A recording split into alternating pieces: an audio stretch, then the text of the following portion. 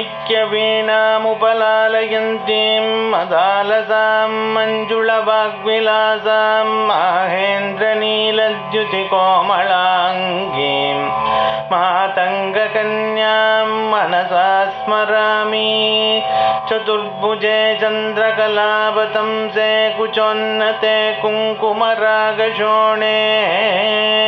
पुण्ड्रेक्षु पाशाङ्कुशपुष्पबाणहस्ते नमस्ते जगदेकमातगा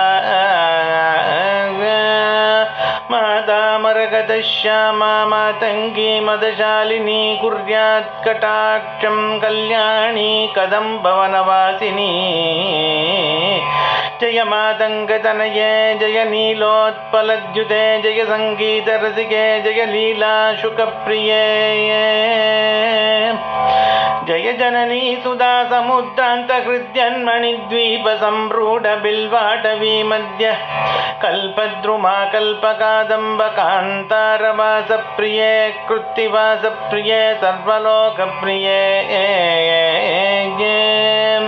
सादरारब्धसङ्गीतसम्भावना सम्भ्रमालोलनीभद्रकाबद्धचूली सनातत्रिके सानुमत्पुत्रिके शेखरीभूतशीतां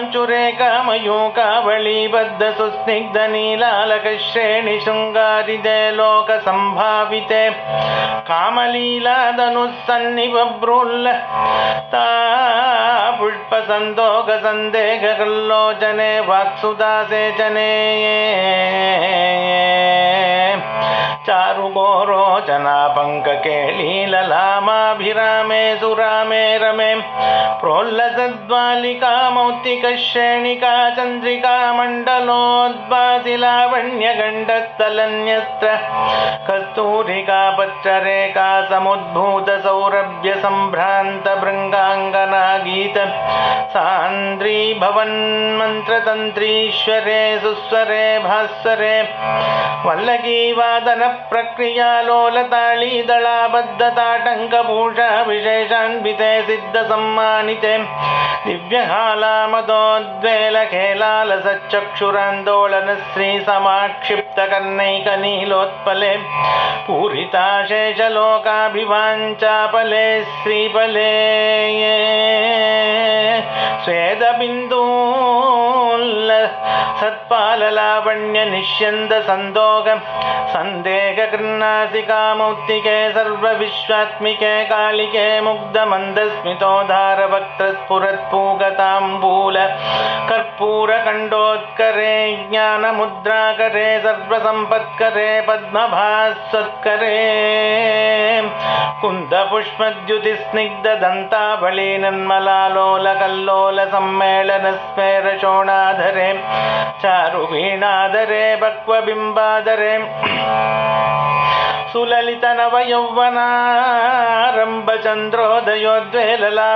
सुललितनवयौवनारम्भचन्द्रोदयोद्वेललावण्यदुग्धार्णवाविर् भवत् कम्बुबिम्बोगभृत्कन्दरे सत्कलामन्दिरे मन्तरे दिव्य रत्नप्रभाबन्धुरच्चन्नहारादिभूषा समुद्योतमानानवद्यां शुशोभे शुभे रत्नकेयूररश्मिच्चटापल्लवप्रोल्लसद्धोल्ल ताराजिते योगिभिः पूजिते विश्वदिग्मण्डलव्यापि माणिक्यतेजस्फुरत्कङ्कणालङ्कृते विभ्रमालङ्कृते साधकैः सत्कृते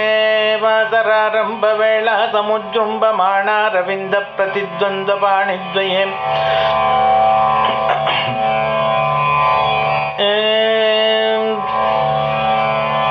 सन्ततोद्वये अद्वये दिव्यरत्नोर्भिकादीदितिस्तोम सन्ध्यायमानाङ्गुलीपल्लवोऽध्यन्नकेन्दुप्रभामण्डले सन्नताकण्डले चित्प्रभामण्डले प्रोल्लसत्कुण्डले तार काराजिनी काशहारावलिस्मेर चारुस्तना भोगभारान मन्मध्य वल्ली वलिच्चेदवीची समुद्यस्तमुल्लास संदर्शिताकार सौन्दर्य रत्नाकरे वल्लगी वृत्करे किंकर श्रीकरे हेमकुंभो भमोत्तुंग वक्षोजभारावनं रे त्रिलोकावनं रे लसद्वृद्ध गंभीरनाभीसरस्तीर शैवालशंकार श्याम रोमावलीभूषणे मंजु संभाषणे चारुचिंचत्कटी सूत्र निर्भस्थितानंगलीला धनुस्सञ्जिनीडम्बरे दिव्यरत्नाम्बरे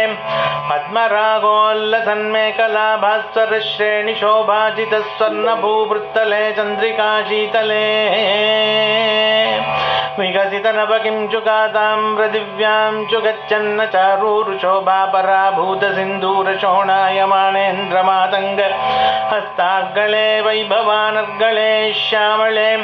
कोमलस्निग्धनीलोत्पलोत्पादितानङ्गतूणीरशङ्काकरोदारजङ्गालते चारुलीलागते नम्रदिक्पालसीमन्तिनी कुन्तलस्निग्धनीलप्रभापुञ्जसञ्जात दुर्वाङ्कुराशङ्कसारङ्गसंयोगरि कन्नकेन्दुज्ज्वले प्रोज्ज्वले निर्मले ये प्रक्वदेवे च लक्ष्मी च भूते च तोये च वाणी च कीना च दैत्ये च यक्षे च वायुवग्निकोटिरमाणिक्य संकृष्टबाला तपोद्दामलाक्षारसारुण्यतारुण्यलक्ष्मी गृहीताङ्घ्रिपद्मे सुपद्मे उमे सुरुचिरनवरत्नपीठस्थिते सुस्थिते रत्नपद्मासने रत्नसिंहासने शङ्खपद्मद्वयोपाश्रिते विश्रुते तत्र विघ्नेश दुर्गावटुक्षेत्रपालेद्युते मत्तमादङ्गकन्या समूहान्विते मञ्जुळा मेनकाध्यङ्गनामानिते भैरवैरष्टभिर्वेष्टिते देवी वामादिभिः शक्तिभिः सेविते दात्तिलक्ष्म्यादिशक्तिष्टकैः संयुते मातृकामण्डलैर्मण्डिते यक्षगन्धर्वसिद्धाङ्गनामण्डलैरर्चिते पञ्चबाणात्मिके पञ्चबाणेन रत्या च सम्भाविते प्रीतिभाजा वसन्तेन चानन्दिते भक्तिभाजां परं श्रेयसे कल्पसे योगिनां मानसे द्योतसे छन्दसा मोजसा भ्राजसे गीतविद्या विनोदादि तृष्णेन कृष्णेन सम्पूज्यसे भक्तिमच्चेतसा वेधसा स्तूयसे विश्वहृद्येन वाद्येन विद्याधरैर्गीयसे श्रवणहरणदक्षिणक्वाणया वीणया किन्नरैर्गीयसे यक्षगन्धर्वसिद्धाङ्गनामण्डलैरर्च्यसे सर्वसौभाग्यवाञ्छावधीभिर्वधूभिर्सुराणां समाराध्यसे सर्वविद्याविशेषात्मकं चाटुगाथा समुच्चारणं कण्ठमूलोल्लसद्वर्णराजित्रयं कोमलश्यामलोदारपक्षद्वयं तुण्डशोभादिदूरीभवत्किं शुकं तं शुकं लालयन्ती परिक्रीडसे पाणिपद्मद्वयेनाक्षमालाभिस्फाटिकीं ज्ञानसारात्मकं पुस्तकं चाङ्कुशं पाशमाबिभ्रतीयेन सञ्चिन्त्यसे तस्य वक्त्रान्तराद्गद्यपद्यात्मिका भारती निस्सरेतु येन वाक् काभाकृतिर्भाव्यसे तस्य वश्या भवन्ति श्रियः पूरुषाः परिक्रीडते किं न सिद्ध्येद्वपुश्यामलं कोमलं चन्द्रचूडान्वितं तावकं ध्यायतः तस्य लीला सरोवारिधी तस्य केलीवनं नन्दनं तस्य भद्रासनं भूतलं तस्य गीर्देवता किङ्करी तस्य चाज्ञाकरी श्री स्वयं सर्वतीर्थात्मिके सर्वमन्त्रात्मिके सर्वतन्त्रात्मिके सर्वयन्त्रात्मिके सर्वपीठात्मिके सर्वतत्त्वात्मिके सर्वशक्त्यात्मिके सर्वविद्यात्मिके सर्वयोगात्मिके सर्वनादात्मिके सर्वशब्दात्मिके सर्वविश्वात्मिके सर्वदीक्षात्मिके सर्वसर्वात्मिके सर्वगे पाहि मां देवी तुभ्यं नमो देवी तुभ्यं नमो देवी तुभ्यं नमः। इति श्री महाकवि कालिदास विरचितं श्यामला दण्डकं सम्पूर्णम्।